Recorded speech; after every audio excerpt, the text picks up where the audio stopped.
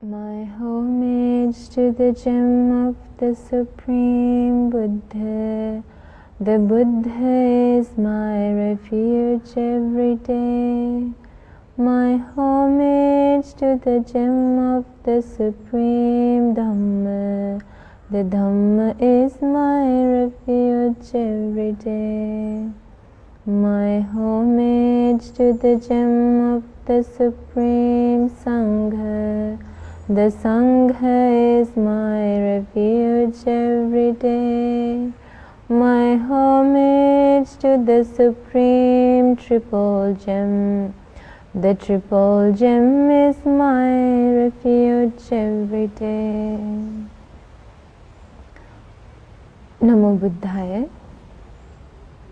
Meritorious disciples, our great teacher, the Supreme Buddha, attained supreme enlightenment over 2,600 years ago. Meritorious devotees, on that day, on that Vesak full moon Poya day, the Bodhisattva sat under the Bodhi tree with a certain determination, with a certain goal. That goal was of becoming free from this long journey of birth and death, which is known as samsara. The Supreme Buddha on that day understood the reality of life, understood the Four Noble Truths, completely realized the dependent origination, how beings come into being in this world, and completely abandoned all craving and became the Samma Sambuddha in this world, became the only light that brightens the darkened lives of these beings who are traveling in this samsara. Meritorious devotees, our great teacher, the Supreme Buddha, through his Buddha eye, looked at the world and realized, Anama taggo yam bhikkhave sansaro pubbha kotina panyayati. These worldly beings are traveling in a long journey where its beginning cannot be discerned even to the Buddha's wisdom, even to the Supreme Buddha's knowledge. The Supreme Buddha is unable to see the beginning of this samsara. That's how long of a journey we have been traveling. Meritorious disciples, that's how long of a journey we have been traveling. And so after seeing the immense amount of suffering that beings go through in this long journey of birth and death, our great teacher, the Supreme Buddha, understood that these beings need a refuge. They need a protection. They need a way out of this suffering. Meritorious disciples, that is why our great teacher, the Supreme Buddha, taught us the way to find a refuge. The Supreme Buddha teaches us, Atta Deepa Bhikkhave Viharata, Atta Sarana Ananya Sarana. The Supreme Buddha teaches, O bhikkhus, make yourself your own island of refuge. Atta Deepa Bhikkhave, Atta Sarana Ananya Sarana. The Supreme Buddha explains, make yourself your own island of refuge. Do not depend on someone else to give you the refuge you need. The Supreme Buddha explains, Atta Deepa Bhikkhave Viharata, Atta Sarana Ananya Sarana. And then the Supreme Buddha explains, Dhamma Deepa, Dhamma Sarana Ananya Sarana. Make the Dhamma your refuge. Do not make an external thing your refuge. Meritorious disciples, our great teacher saw that these beings who are traveling in this long journey of birth and death need a refuge, need a protection. And the Supreme Buddha saw that protection cannot be gained externally. That's why our great teacher taught us, make you yourself your own refuge. Make you yourself your own refuge of island.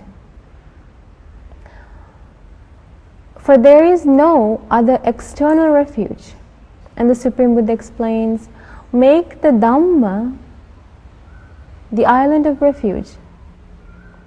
Make the Dhamma your protector, your refuge. Do not rely on something external to find that refuge. So, meritorious disciples, today we are going to learn a beautiful sutta that explains to us how we can make ourselves our own refuge. As you know, in the regular world, in the ordinary world, we always seek for protection, seek refuge from the external world.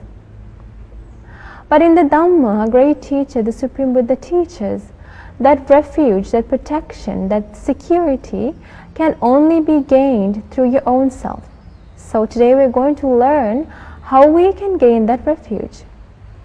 Today we are going to learn a beautiful sutta found in the Anguttara Nikaya of the Pali Canon. The name of this sutta is known as the Patama Nathakarana Sutta. What's the name of the sutta? Patama Nathakarana Sutta. In this sutta, our great teacher, the Supreme Buddha, teaches, O bhikkhus, live with protection. Do not live without a protection. One without a protection lives with suffering. So what does our great teacher teach us? The Supreme Buddha explains, live with protection. So have protection in your life. Do not live without having a protection. One without a protection lives in suffering. And so it's very clear then, only those who has protection lives happily. If they do not have a protection, then these beings live with suffering. In the sutta, the Supreme Buddha explains, O bhikkhus, there are these 10 qualities that serves as a protector. So then how many qualities are there that serves as a protector? Yes, there are 10 qualities. The Supreme Buddha explains, what 10? Here, a bhikkhu is virtuous. So the Supreme Buddha explains the first protector.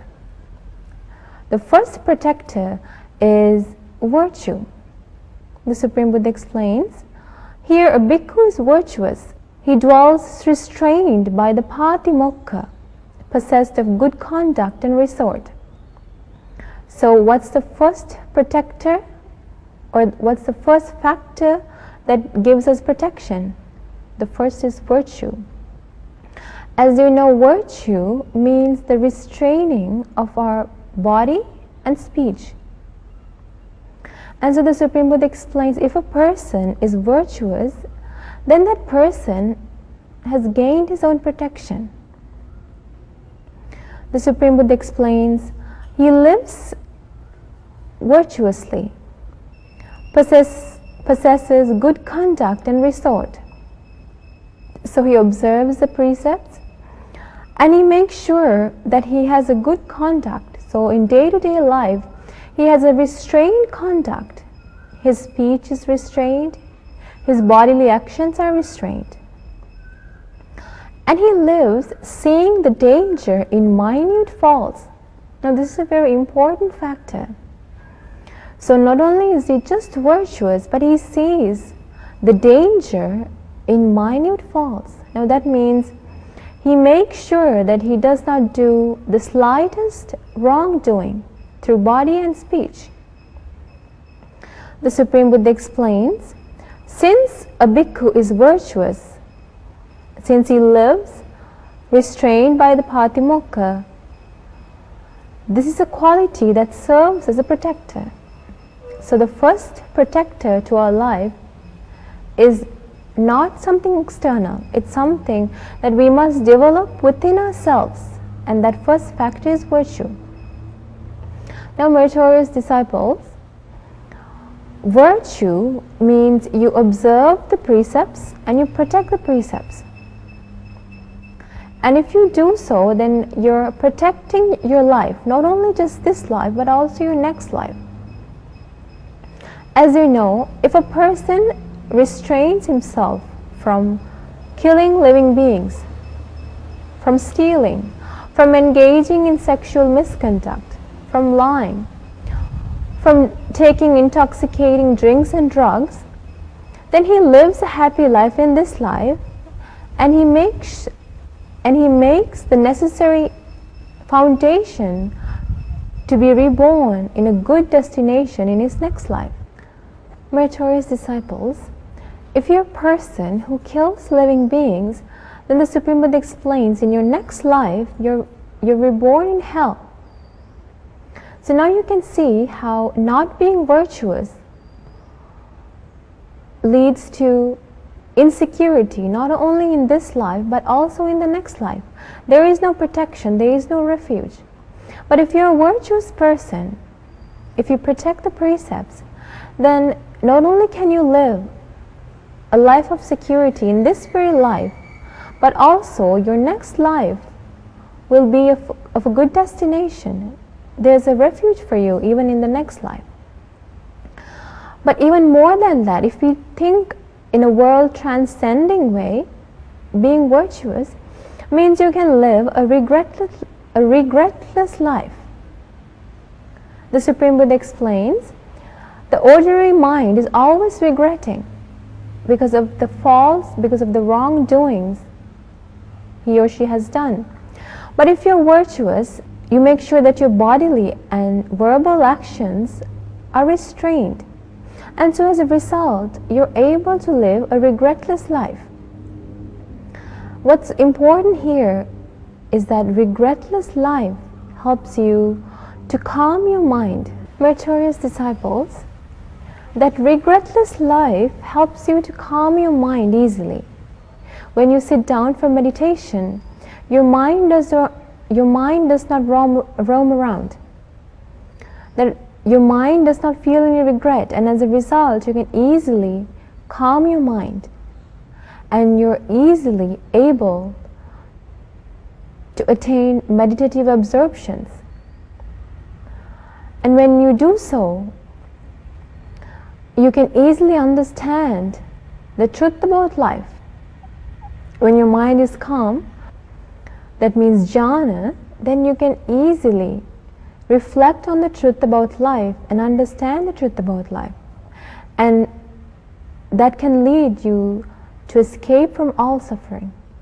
So, meritorious disciples, virtue is indeed a protector to our lives. Next, the Supreme Buddha explains the second protector, or the second factor that gives us protection. The Supreme Buddha explains, again, a bhikkhu has learned much. He remembers what he has learned, and he accumulates what he has learned. So in Pali it's known as Bahusutta Hoti. That means he has learned the Dhamma, and he has learned very well. He has learned much. And not only has he learned, but he also remembers what he has learned, and he has accumulated what he has learned. So he has a good knowledge or good store of the Dhamma that he has heard. And the Supreme Buddha explains, what has he accumulated? Those teachings that are good in the beginning, good in the middle, and good in the end, with the right meaning and phrasing, which proclaims the perfectly complete and pure spiritual life. Such teachings as these he has learned much of. That means Sutta. Meritorious disciples, the Supreme Buddha explains, so he has learned the Dhamma that's excellent in its beginning, excellent in its middle, excellent in its end, with right meaning and phrasing that teaches the complete and pure spiritual life. And he has heard this teaching, that means Sutta.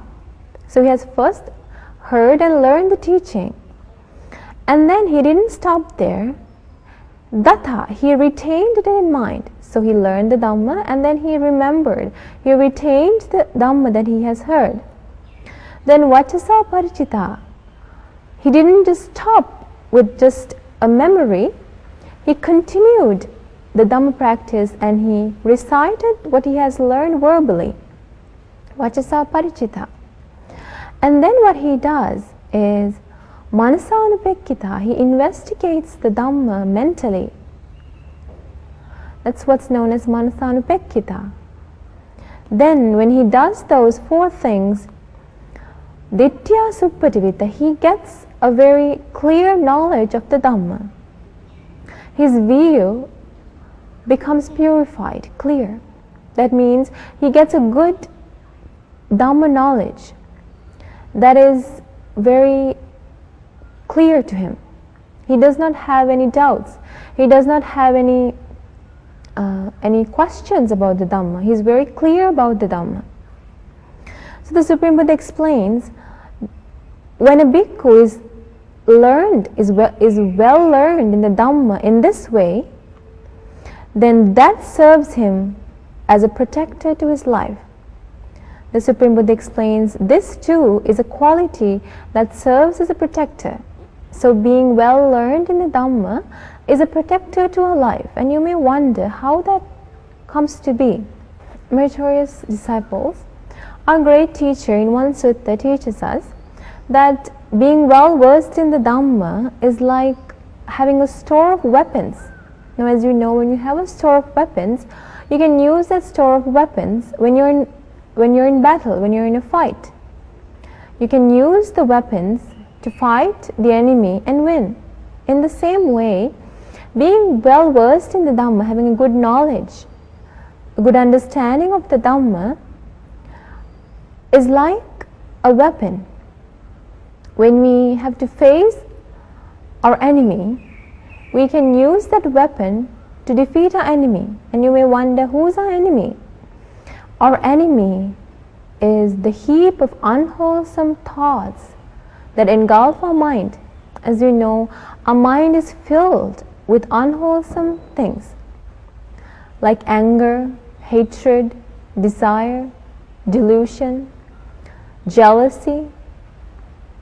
In this way, egoism, egoisticness, pride, vanity. In this way, all these unwholesome thoughts conquer our mind. But those who have a good knowledge of the Dhamma, when these unwholesome thoughts come to our mind, they quickly recognize that now my mind has been overcome by unwholesome thought, and so I must get rid of it. And so he quickly tries to get rid of the unwholesome thoughts that comes to his mind.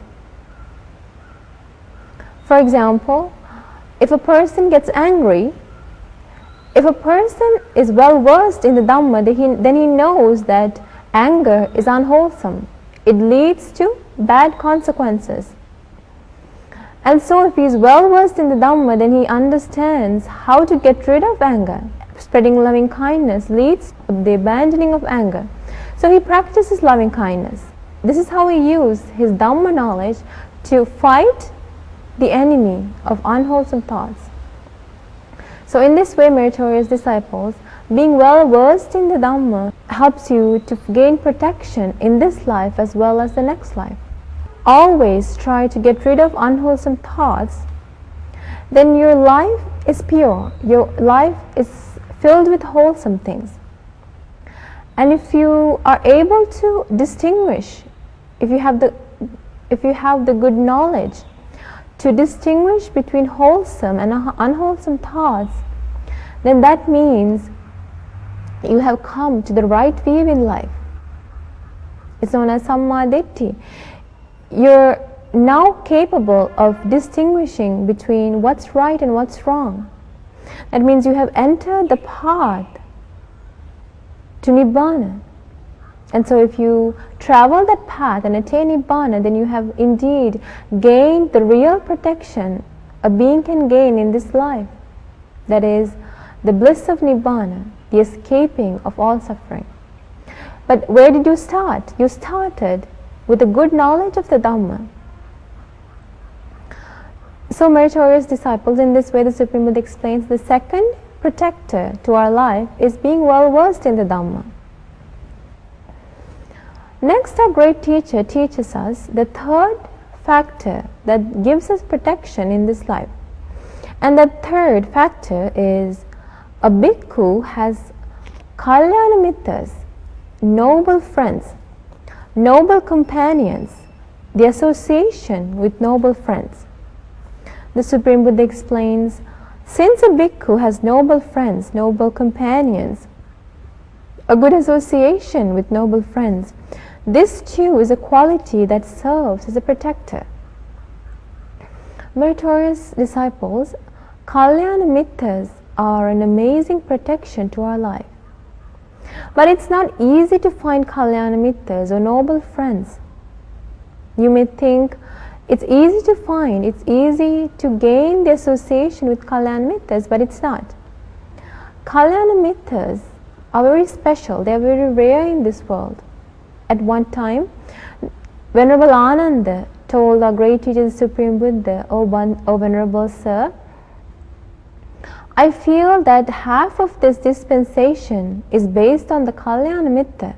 And at that time, our great teacher taught Venerable Ananda, O Ananda, no. The complete dispensation is based on the kalyana mitta. As you know, the greatest kalyana mitta is our great teacher, the Supreme Buddha. A kalyana mitta always teaches the Dhamma to others out of compassion. A kalyana mitta has confidence in the Supreme Buddha, the Dhamma and the Sangha, and he helps others to gain confidence in the Triple Gem. A kalyana mitta is very virtuous and he helps others to be virtuous. He promotes virtue. He encourages others to protect precepts. He encourages others to go and protect precepts on poor days. In this way, he promotes virtuousness. And a kalyana mitta is well versed in the Dhamma and he encourages others to be well versed in the Dhamma. He helps them to read books. He helps them to listen to the Dhamma. He always encourages the value, he always promotes the value of having good knowledge of the Dhamma. And a kalyana mitta is very generous, he always gives, he is not stingy. And not only that, he encourages others, he teaches others, he promotes the good trait of being generous. And a kalyana mitta is very wise, and he encourages others to gain that wisdom, he helps others to gain that wisdom. So meritorious disciples, in this way, having a kalyana mitta is an amazing protector to our life. We can always rely on that kalyana mitta to seek guidance, because without a doubt we can gain good advice from a kalyana mitta. He never misguides others. The Supreme Buddha explains, if you have a kalyana mitta, then you must like to become virtuous. You must like to only speak wholesome speech, because if you're associating with a kalyana mitta, then you will never speak idle chatter, because kalyana mittas do not speak pointless words. They only speak the Dhamma. They only speak words that has proper meaning. In this way, meritorious disciples, having a kalyana mitta is an amazing protector to our life. And those who gain the association with kalyana mittas are able to hear the Dhamma that leads to the escapement of all suffering. Now, as you know, if you didn't gain the association with kalyana mittas, would you ever be able to hear that there is something called the samsara? Would you ever be able to hear that there is a possibility of escaping from the samsara? No. If our kalyana mittas didn't teach us this, then we wouldn't hear it. So having a kalyana mitta helps us to gain the real security, that is Nibbana. It helps us to gain the real refuge, that is, the escaping from all suffering. Next, meritorious disciples, our great teacher, the Supreme Buddha, teaches us the fourth factor, or the fourth protector to our lives.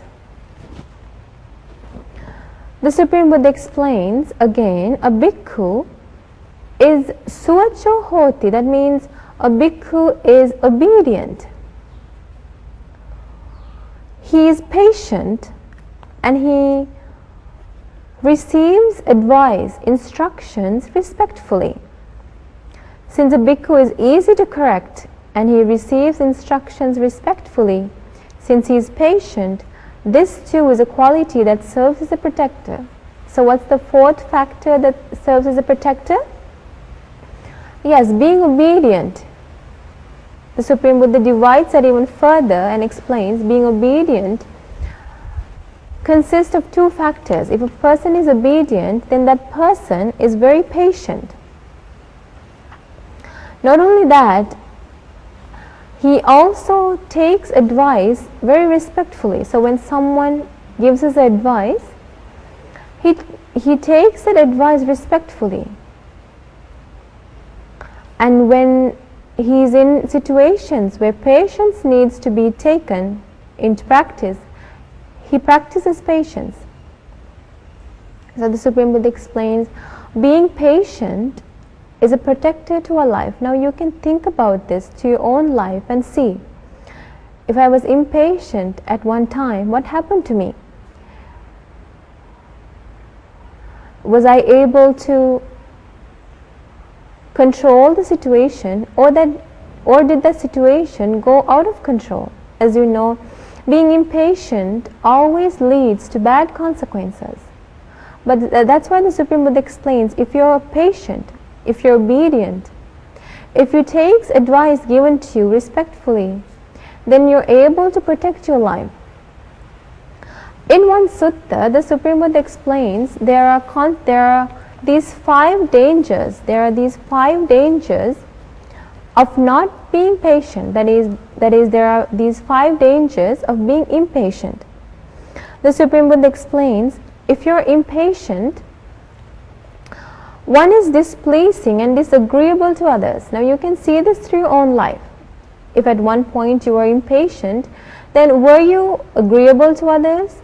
Were you pleasing to others, or were you displeasing to others, disagreeable to others? The Supreme Buddha explains, if you're impatient, then you're displeasing to others. And you have a lot of enemies. You have a lot of faults. And if you're a person who is impatient, then when you die unmindfully. And upon death, you're reborn in a bad destination. Those are the five dangers of being impatient. So being impatient leads to bad consequences in this life as well as the next life. That is why the Supreme Buddha explains, if you're patient, then you're able to gain protection in this very life as well as the next life. Meritorious disciples, being obedient means you accept the advice given to you. When a Kalyana Mitra shows you what's right from wrong, then you take that advice and you take it respectfully and you follow it. Having this trait is very important because it helps you to gain real protection. So that's a fourth protector that we can gain to our life. And then the Supreme Buddha explains the fifth protector. The Supreme Buddha explains again, a bhikkhu is skillful and diligent in attending to the diverse chores that are to be done for his fellow monks. He possesses sound judgment about them in order to carry out and arrange them properly. Since a bhikkhu is skillful and diligent, this too is a quality that serves the protector. So then what's the fifth protector to our life? Yes, being skillful and diligent in attending to the diverse chores that are to be done for his fellow monks. Now, as you know, there's something called vata or vat in the Supreme Buddha's dispensation. That means work to work to support the community. So a protector to our life is being very skillful and diligent in doing this work. So doing work is a protector to our life. But what we must understand is we must do this work skillfully and diligently. As householders, you may sometimes feel, oh, I have a lot of work to do. I do not have the time to practice the Dhamma.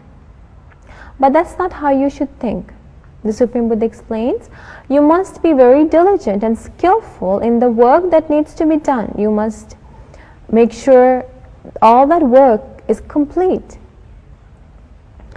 And you must do this based on metta, karuna, mudita and upekha.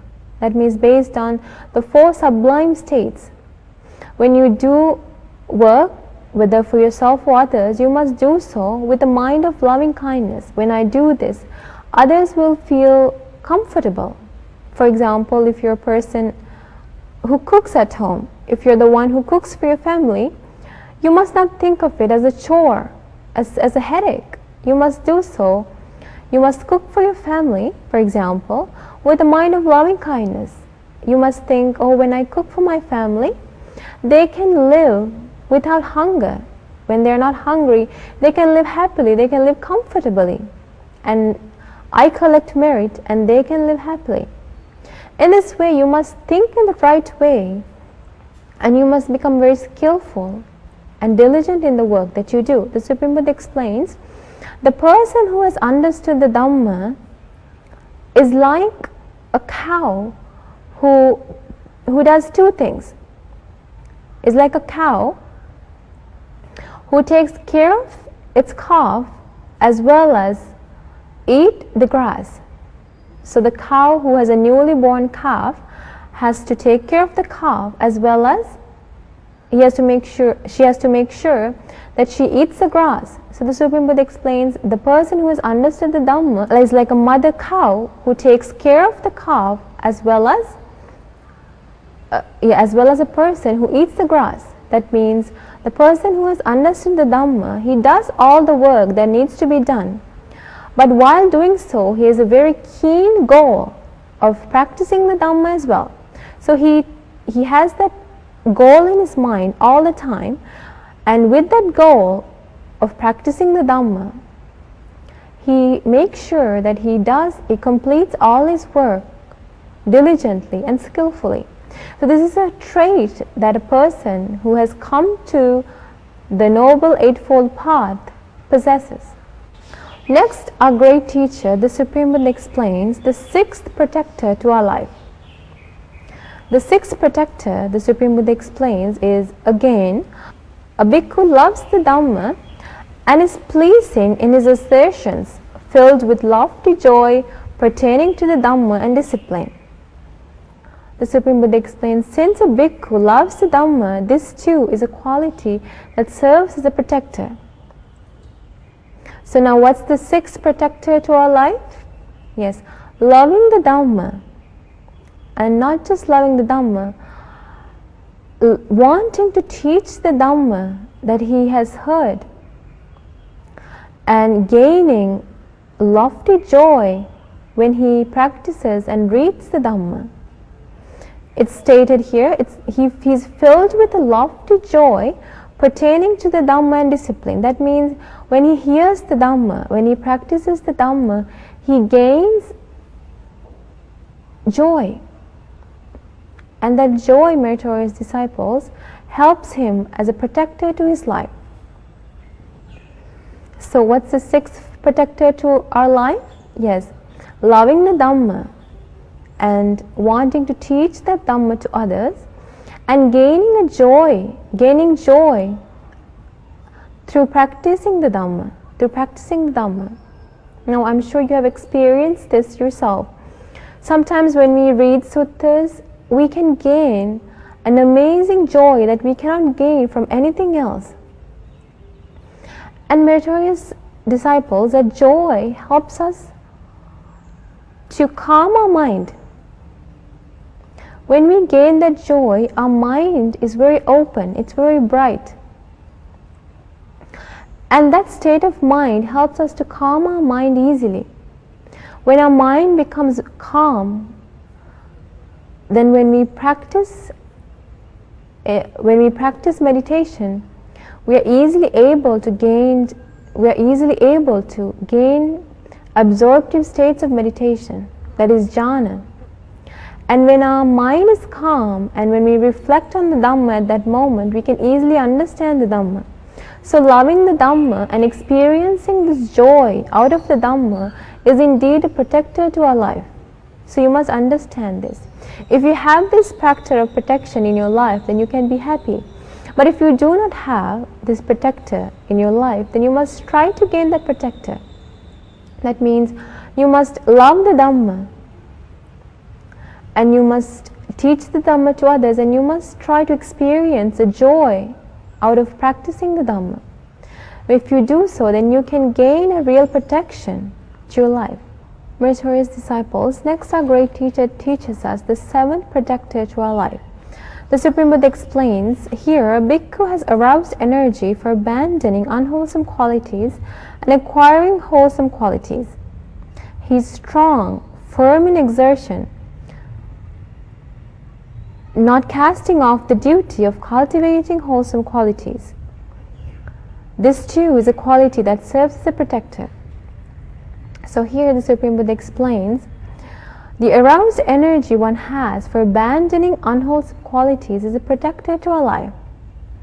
Now that means, if unwholesome things overcome your mind, then you make an effort, you have aroused energy to abandon that unwholesome thought. For example, if you feel jealous, then those who have aroused energy, what they do is they quickly realize or they quickly recognize the fact that now their mind is filled with jealousy, and they try to abandon jealousy. How do you do that? The Supreme Buddha has explained that you can abandon jealousy by practicing appreciative joy, means being happy upon seeing others develop. So this is a protector to our life. Having aroused energy to abandon unwholesome qualities, unwholesome things, is a protector to our life. That's the seventh quality that serves as a protector. Then the Supreme Buddha explains the eighth protector to our life. The Supreme Buddha explains, a bhikkhu is content with any kind of robe, alms, food, lodging and medicine, and this being content with what he has is another factor that serves as a protector to our life. Meritorious disciples, being content with what we have means we're happy with what we have. If we're happy with what we have, then we do not turn to wrong methods to gain things. As you know, in today's world, a lot of people, because they're not happy with what they have, they're not content with what they have, they turn to wrong doings. They steal, they engage in sexual misconduct to gain what they want, because they're not happy with what they have. That's why the Supreme Buddha explains, being satisfied with what one has is a factor that serves as a protector to oneself. That's the eighth factor. And then the Supreme Buddha explains the ninth protector, and that is being mindful and possessing supreme mindfulness and alertness, and being able to recollect what one has done and taught. The ability to remember and recollect what one has done and spoken. So here the Supreme Buddha explains, when a person is mindful, when he can recollect what he has done, then he can reflect on his actions, verbal, mental and bodily actions, and he can see, what have I done right, what have I done wrong. When he can remember this, he can try to abandon what he has done wrong. He can abandon the wrongdoings and he can cultivate what is good in his life. So this is also a factor that leads us to gain a real protection in life. And the last protector to our life, the Supreme Buddha explains, is wisdom. The Supreme Buddha explains the ability to see the arising and passing away of all things in this life, the ability to understand the truth about life, is another factor that leads for our protection. The Supreme Buddha explains wisdom is the final protector to our life. As you know, those who have wisdom are those who understands the Supreme Buddha's Dhamma. That's why the Supreme Buddha explained, Panyavanta sayandammo nayandammo duppanyasa. This Dhamma is for the wise, not for the unwise. Today we learn 10 factors that serve as a protector to our life. Being virtuous, being well versed in the Dhamma, having kalyana mittas, being obedient, being patient, and being diligent and skillful in doing one's work, and loving the Dhamma, and finding joy, gaining joy through the practice of the Dhamma, and the ability to abandon unwholesome qualities by having aroused energy, and being mindful and having wisdom. All these factors serve as a protector to our life. It leads us to happiness in this life as well as the next life. So, meritorious disciples, we must understand that in this long journey of samsara, we were not able to practice these 10 factors, because if we did so, then we would have gained the real refuge, real protection to our life. But so far we have not gained that refuge, we have not gained that protection. So in this rare moment that we have gotten, in this rare opportunity to associate with Kalyana Mittas and listen to the noble Dhamma, we must make a strong determination to practice these 10 factors to our life, practice these 10 protectors to our life, and gain the real security one can gain in this Gautama Buddha's dispensation. So I bless you. May you have the opportunity to realize the 4 noble truths in this Gautama Supreme Buddha's dispensation. Sadhu, sadhu, sadhu.